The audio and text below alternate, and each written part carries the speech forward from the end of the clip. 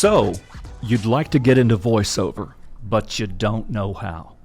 What is the barrier to entry to get into the voiceover business? To help us learn all about it today is a nationally known voiceover artist by the name of Wendy Zier, who joins us from Raleigh, and she joins us here at this time. Hi, Wendy. Hi, Keith. Thanks for having me. Thanks for joining us. Thanks. Before we get into the show itself, let's begin with the TikTok challenge. For the people that do not know what they'll be seeing, you're going to do 5 different voices. It's 4, I think, by the way. 4. 4 is fine. Okay, so let's take a look at the tape. Would you be a voice actor? Duet this video what I and do. find out. Guess, 4 yeah. scripts, 50 seconds. Okay. This is the commercial voiceover challenge. Ready. Starting Challenge accepted. now. Greatness. It's not some rare DNA strand. We're all capable of it. All of us. Nike. Be great.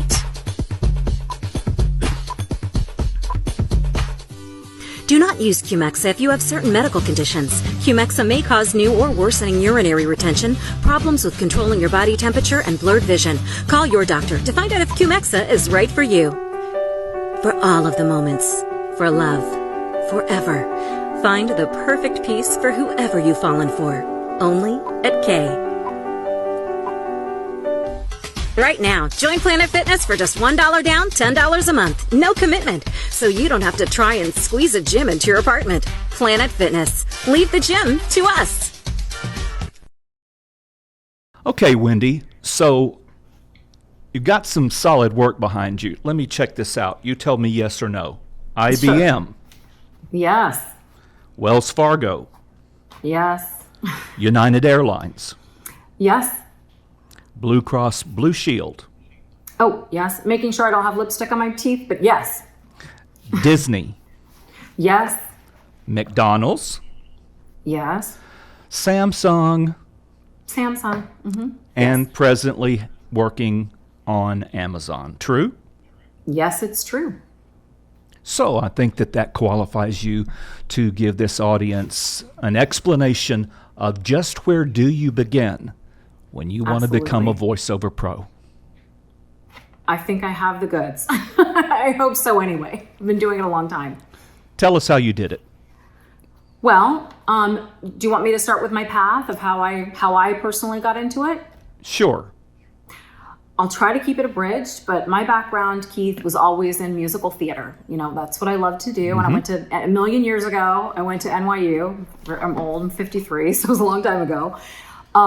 That background was really integral, I think, and just had the right kind of formula. I got into radio just by calling around. It was a fluke. And somebody said, hey, come on in, and you could be an intern and do production.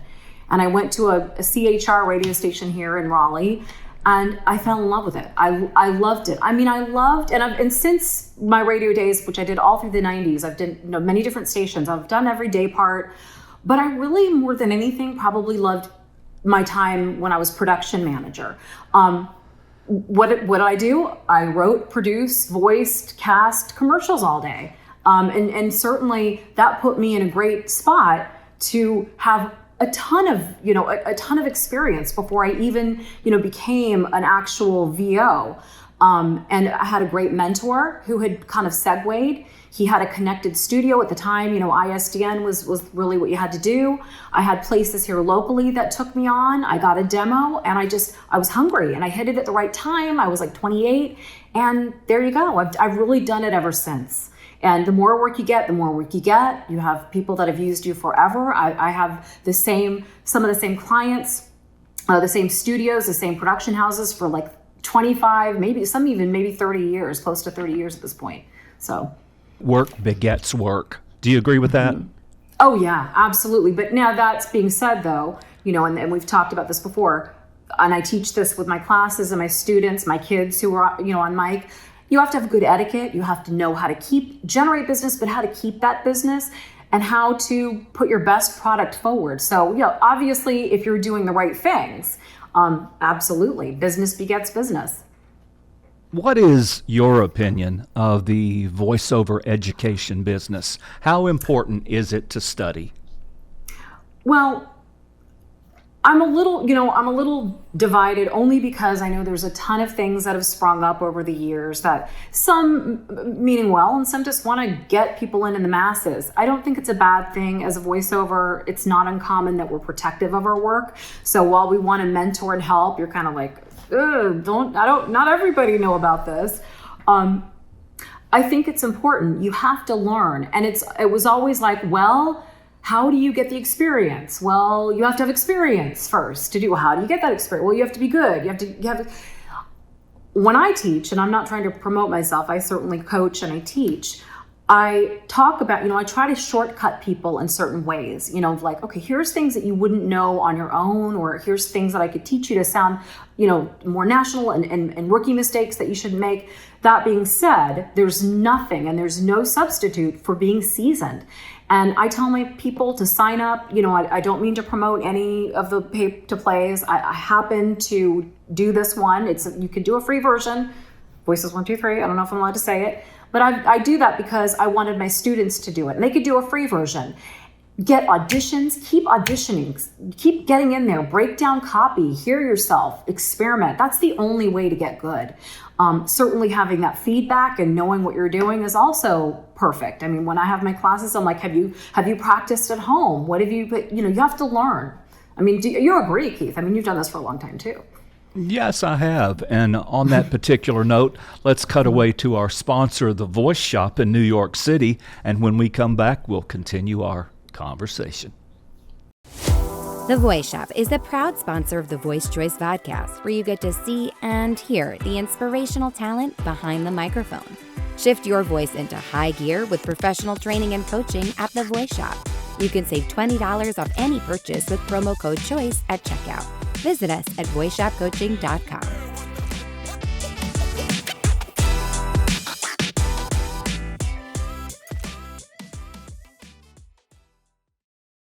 So why did you want to do this for a living? What was your inspiration? Well, I will mention the name of my mentor, who I love, love, love. His name is Roll Gorman. Hi, Roll. He just is amazing. He was a puppeteer. I think you might have heard of him. We might have mentioned that you heard of him. He was a puppeteer for the Muppets. He did some Sesame Street movies. But he was a wonderful VO here in Raleigh. He had done radio in the days. He did a puppet for a morning show, and he just was my mentor. I loved the idea of being able to do this. I mean, who wouldn't? It's like, oh, what? I can go, get up and go into a studio and make some money and, sometimes figure out your own rate. Sometimes it's already approved, but my goodness, it's a fantastic and fun way to earn a living. I enjoy, that being said, I enjoy the character things, which I don't get a lot of because I don't do a lot of animation. But I mean, I enjoy doing the benefits packages, which are long and boring. I mean, every type of VO, I will say, I get in there and I enjoy because I love doing a great job. It just makes me feel good, quite honestly. What about the person who doesn't have that perfect voice, like you had to have a long time ago? Can that voice, in your opinion, work? Absolutely.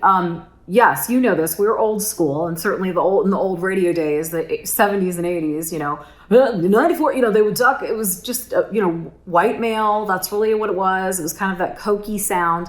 Then it opened up to sound a little better. Women absolutely started coming into play, as they should. I would say that in the past many years now, this industry has opened itself up to absolute diversity. There's non-binary parts there. I mean, all the time. Native American, Asian American, Swahili. There's stuff all over the place, and not just for different accents or different ethnicities. I should be able to say this. I'm sure it was on video. Ethnicities is what you're trying to say. You. I think ethnicities. Yeah. Ethnicities. Thank you. Sure. But also, there's room, as there was years ago, for quirky kind of sounding VO, meaning quirky that is kind of interesting, and quirky meaning like it could sound like a guy who's not a voiceover. That's all. I mean, real person is a big thing. Some people don't do that naturally. I'm really good at it. I definitely teach it. But people that sound like, hey, that could just be my neighbor down the road. He doesn't sound like he's a voiceover. But obviously, even if you don't have that type of voice, you still have to have basic skills, like how to billboard the product, how to, put things in beats, and how, the opening of the commercial and the call to action. So there's lots of room for all kinds of different voices, without a doubt. And that is good news for people watching this, because this is an educational forum for many people. It allows them to learn that you don't have to go WXXQ, San Francisco's Hot Music FM. You don't have to do that anymore, right? You do not. That being said, of course, there's always the monster truck guys out there, and I can't do it, and I'm glad there's a place for them. But you're right. I think we've just, our society as a whole, because of things that had happened, whether they were unfortunate, just opened up our eyes. And I think the VO community, I will say, because the VO community is fantastic and wonderful and loving, and I felt like when all of the things happened with George Floyd, I'm just kind of saying that because that's something that I'm thinking go about. ahead. Be yourself. I feel like the VO community was absolutely one of the first on board to be like, inclusion, diversity. This, we're not just white guys in America. We're everybody. We're kids. We're teens. We're trans teens. We're they, thems. We're everybody. So without getting political, it is really it's a wonderful time for everybody. And it doesn't mean that it gives me less work or you less work. There's always more work out there with how things are digital and streaming. There's so many platforms. So I've never felt like, oh, well, I guess I don't have as much work now because, Hispanic people, that's so silly. There's so much work out there if you know where to look for it. I also teach people how to look for it. So. All right, well, let's take a break now with Shure microphones. When we come back, we'll talk about the microphone you use, Wendy, and why you consider it important. This segment of The Voice Choice is sponsored by Shure.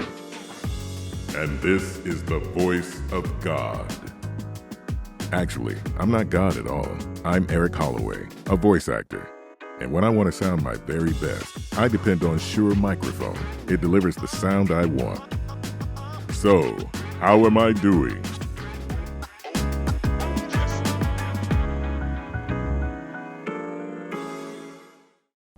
So does the microphone matter?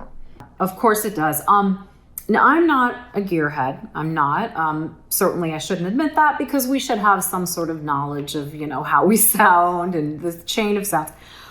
It's definitely always been a little bit of a sticking point. Now, I will tell you that I've had the Neumann TLM 103 for like 8 years. That is a standard in the industry. I hope it's okay that I'm saying brands. Sure, it's fine. Ready to go. I think I'm probably ready to maybe go also get my Sennheiser 416. But my Neumann, one of the issues, of course, is it's very, it picks up every sound, which, can be an issue. But it just, to me, it was important to have that mic because it shows that you're serious. There's, every studio usually has one or compatible, like a U87. Yeah. Shotgun mics. I know there are fantastic mics out there that are not that price point. It used to be in Guitar Center, I don't know if they still do it, where you could go in and listen to yourself. And it always is interesting because obviously the timbre of different people's voices is going to hit a mic differently. If you've got mid-rangey tones, it's not going to maybe sound good on this mic, but the warmer tones will be picked up on this mic. So it's very important. Mic technique is pretty important, obviously. You don't want to pop your P's and all kinds of other, kooky things. So yeah, get a good mic. And that 416 Sennheiser is the one that Stevie Nicks uses, if you didn't know that. And she won't do the show without it. I didn't know that. I read about it. That doesn't mean it's true, but I did read it. So we had talked about a very comical horror story when you were auditioning and awarded a job with a national hamburger franchise. Take it from there, Wendy. How did they offer to pay you? It was a very funny story, yes. An agency called me to do something, and I said, and they wanted a lifetime buyout, which was insane, and they wanted to record it at the hamburger place, which I'm like, why would you do that? I already knew this was strange. They're like, oh, so we could get the sound effects. I'm like, okay, you do that in post. I was already thinking this was crazy. But when I said, well, here's what a lifetime buyout is, which is not, inexpensive, which I was surprised they would even ask for that. She goes, oh, no. We pay our talent usually like in hamburgers and hamburger vouchers. Really? Yeah. Yeah. I was on Jenny Craig at the time, and I was Gotta have it. I'm hungry. I could have, Keith, after today, I might have been able to treat you out for a hamburger because I would have had lifetime hamburgers as far as I understand. So maybe I missed out on that one, but it was funny. But you hear it, all the time about the talent being abused, and here you're talking about you get a job with a national hamburger chain and they offered to pay you in hamburger coupons, which is just hilarious. It was funny. It did not come with fries and a drink from what I understand, which made me mad. You've commented before about your philosophy of money and the kind of work that you put out. Elaborate, like you did with me before we began this show today, about how you feel no matter what you get paid, what that client gets in return. I teach this to my kids they've been behind the mic since they've been kids, since they've been little, and now they're teens, one's in college. In my classes, it doesn't matter if it's $200, $2,000, $20,000. You put the same effort and the same stamp of your approval on that spot. I don't, this is just for, chump change or whatever, so forget it. This is my name. So, it's a pride thing. Obviously, and I want to keep working, but I'm like, I don't want to put something out there that's not absolutely the best that I can do, that I feel is fantastic. And that's very important. It should be. I don't know too many VOs that maybe feel differently. Possibly there's some, but the people that I run with, they're pretty good about that. And I think it's a great lesson in anything you do, quite honestly. So Malcolm Gladwell, the New York Times best-selling author, great guy. I've seen him speak before. He says that the barrier to entry into any business is 10 years or 10,000 hours. Do you agree with Malcolm? You had mentioned that, and I was thinking about that. I'm going to agree with that. Now, expert, what was it? To be an expert, right? Is that correct? Right, expert, to be an expert. Okay. To be an expert, absolutely. I've been doing this now for, 25, really with radio, I've been doing it since the early 90s. So what was that? To be an expert, sure. Can you be good before then? Absolutely. But to be an expert, the time and the hours and the seasoning is got to be there. You just have to have been through these experiences.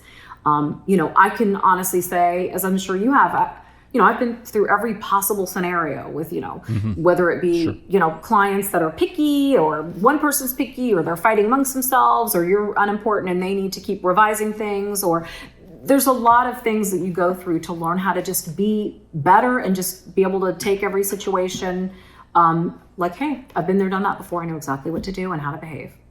And so in conclusion, if someone is starting out and they are watching us now, what would you tell them to wrap this show up on how they can become a voiceover talent? Well, they could contact me, or what they could do, certainly, is it's hard. It is hard on your own to kind of pick a good coach. There's a lot of great places out there. Certainly finding a class, even if it is just a class and you're like, hey, I don't know much about it, go to a class. What I tell people all the time is please, please, please, you do not need to do anything where you're paying thousands of dollars up front. Take a class. Start learning. If you know people, a lot of cities or towns or places might have a VO group. We have a local group. Some, might take in new people. Call maybe call the production houses where you live and say, look, I'm looking to start. Do you have any recommendations on good coaches, good classes? I just want to know. I'm not seasoned yet. I'd love to start. Get somebody good. There's a lot of stuff, on the internet. There's podcasts. There's almost so much content out there. It's hard, but there's nothing that's going to beat having somebody really good to coach you or to teach you, and then you having something where you have a stream of auditions coming in, whether it be a pay to play or something, whatever you find to have auditions. You just have to break down copy. That's what you just got to do. You have to learn different types of copy, constantly do it, constantly hear yourself. And that's the best way. And then you get a good demo together. And then, then you take it from there. There's a whole other way to shop that demo. Well, Wendy, I really appreciate you joining us here on The Voice Choice today. I think that I've learned a lot from you in our acquaintance, and I want to thank you for being here today, and we will see you next time. Keith, thank you so much for having me. You're awesome, and I enjoyed it a lot. Thank you. You're welcome. Bye.